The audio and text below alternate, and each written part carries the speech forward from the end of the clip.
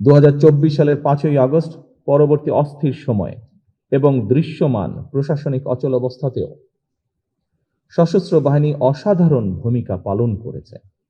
এমনকি অন্তর্বর্তীকালীন সরকারের পুরো সময়টিতে আইন শৃঙ্খলা রক্ষা থেকে শুরু করে দেশের শিল্প অঞ্চল, নগর বন্দর এবং স্থবির হয়ে পড়া অর্থনীতির চাকা সচল রাখার ক্ষেত্রেও সশস্ত্র বাহিনীর ভূমিকা ছিল ইতিবাচক।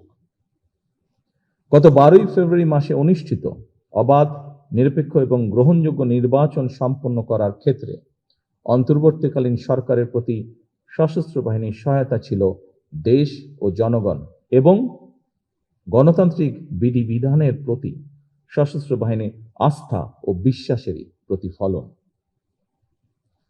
উপস্থিত অফিসার্স এবং সৈনিকবৃন্দ,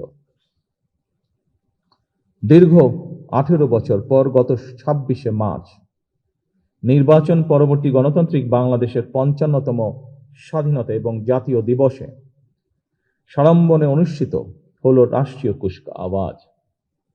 অত্যন্ত সুশৃঙ্খল, পরিপাটি ও নজরকাড়া প্যারেড এবং প্রদর্শনীর জন্য আমি আপনাদেরকে বিশেষভাবে ধন্যবাদ জানাতে চাই।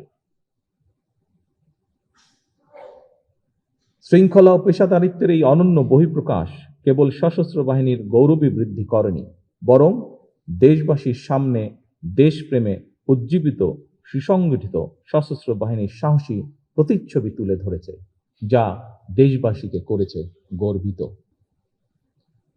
উপস্থিত অফিসার্স এবং সৈনিকবৃন্দ, স্বাধীনতার ঘোষক সাবেক সেনাপ্রধান শহীদ প্রেসিডেন্ট জিয়াউর রহমান, সাবেক প্রধানমন্ত্রী দেশনেত্রী মরহুমা খালেদা জিয়া বিশ্বাস করতেন এবং বর্তমান সরকারও বিশ্বাস করে, বাংলাদেশের ধর্মীয় সামাজিক মূল্যবোধে উজ্জীবিত দেশের জাতীয়তাবাদী শক্তি এবং সশস্ত্র বাহিনী যদি শক্তিমান এবং ঐক্যবদ্ধ থাকে, তাহলে বাংলাদেশকে কেউ কখনো পরাভূত করতে পারবে না।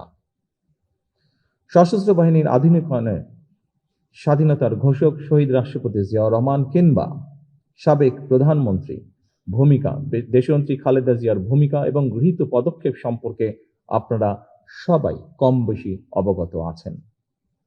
স্বাধীনতা পরবর্তী বাংলাদেশে বিশেষ করে সেনাবাহিনীর চরম অস্থিরতা, বিশৃঙ্খলা এবং চেইন অফ কমান্ডের চরম অবনতিতে সাবেক সেনাপ্রধান শহীদ জিয়াউর রহমানের দৃঢ় নেতৃত্বে সশস্ত্র বাহিনীকে পুনর্গঠিত করা হয়। সশস্ত্র বাহিনীতে শৃঙ্খলা পুনঃপ্রতিষ্ঠিত করা হয়। সেনাবাহিনী পুনর্গঠনের অংশ হিসাবে ভূ রাজনৈতিক বাস্তবতা বিবেচনায় শহীদ প্রেসিডেন্ট জিয়াউর রহমান পৃথক 5টি পদাতিক ব্রিগেডকে রূপান্তর করে 5টি পূর্ণাঙ্গ পদাতিক ডিভিশন গঠন করেন। পরবর্তীতে 6ষ্ঠ ডিভিশনের ভিত্তি স্থাপন করেন। তারই পরিকল্পনায় বাংলাদেশ সেনাবাহিনীকে ব্রিগেড কাঠামো থেকে ডিভিশনাল কাঠামোতে উন্নীত করা হয়। একটি স্বাধীন রাষ্ট্রের জন্য জাতীয় প্রতিরক্ষা নীতি অপরিহার্য।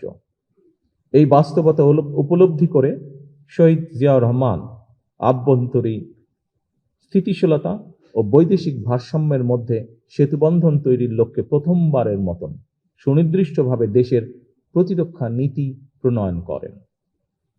যুদ্ধকালীন সময় 1971 সালের 21শে নভেম্বর সমন্বিত আক্রমণকে তিনি বাংলাদেশের প্রথম যৌথ যুদ্ধের মডেল হিসেবে স্বীকৃতি দিয়ে আধুনিক রণকৌশলের ভিত্তি মজবুত করেছিলেন।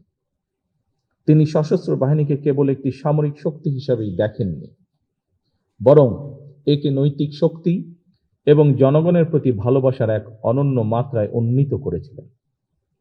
সামরিক শিক্ষা ও প্রাতিষ্ঠানিক উন্নয়নে শহীদ জিয়ার অবদান অনন্য। তারই হাত ধরেই 1977 সালে প্রতিষ্ঠিত হয় defence service command and staff college. এছাড়া উন্নত সামরিক প্রশিক্ষণের জন্য স্কুল অফ ইনফ্যান্ট্রি অ্যান্ড ট্যাকটিক্সকে সিলেটে স্থানান্তর এবং আধুনিকায়ন করা হয়। পাশাপাশি তিনি প্রতিরক্ষা শিল্পের বিকাশ এবং গোয়েন্দা কাঠামোর পুনর্গঠন করেন। নৌবাহিনীর সক্ষমতা বৃদ্ধির জন্য তিনি 1978 সালে যুক্তরাজ্য হতে অ্যান্টি এয়ারক্রাফট সক্ষমতা সম্পন্ন ফ্রিগেট বাংলাদেশ নৌবাহিনী জাহাজ আলী হায়দার এবং 1980 সালে 4টি পেট্রোল ক্রাফট অন্তর্ভুক্ত করেন। আন্তর্জাতিক অঙ্গনেও তার দূরদর্শী পদক্ষেপের ফলে 1981 সালে কুয়েতে প্রথম বৈদেশিক মিশনের মাধ্যমে আন্তর্জাতিক অঙ্গনে বাংলাদেশ সশস্ত্র বাহিনীর কার্যক্রমের সূচনা ঘটে, যা আজ বিশ্বব্যাপী স্বীকৃত।